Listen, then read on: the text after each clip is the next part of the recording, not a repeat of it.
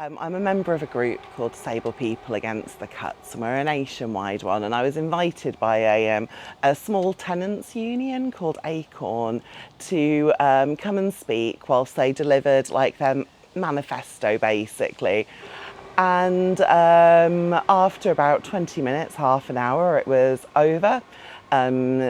The stuff was put through the letterbox because nobody came out to collect it, which is fair enough. And then we dispersed to go home, which normally, like, I've done a few protests and things and speaking at them and been invited to, and like normally that's sort of where it ends, but this time was different. As we left the jewellery quarter and moved on to Sand Pits, which is that bit of the inner ring road that runs up towards the Tesco's at Spring Hill, like I noticed a police car behind me.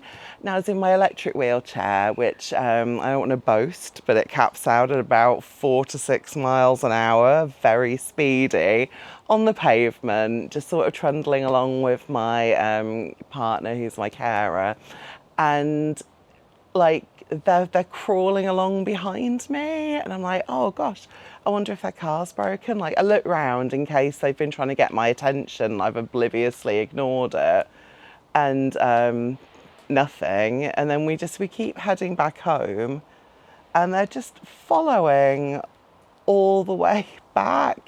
And I feel like I recognise one of the policemen as being one that I could see on the other side of the road during the sort of like the gathering protest manifesto launch. And they just sort of followed us all the way back up, which like a few moments of it was like creepy and quite upsetting, but after a while like it becomes doubly so. So it was a bit, it's like, why me? Do you know what I mean? And it felt really intimidating. And then we thought, when we got to the little area near our house, that because the road's a bit difficult around here, that it had sort of stopped. But then we got back in and went to make a cup of tea and be like, huh, what was all that about? And they were parked outside our house for about 15 minutes. And like, we saw them, they saw us, and just nothing. They never came up and knocked on the door.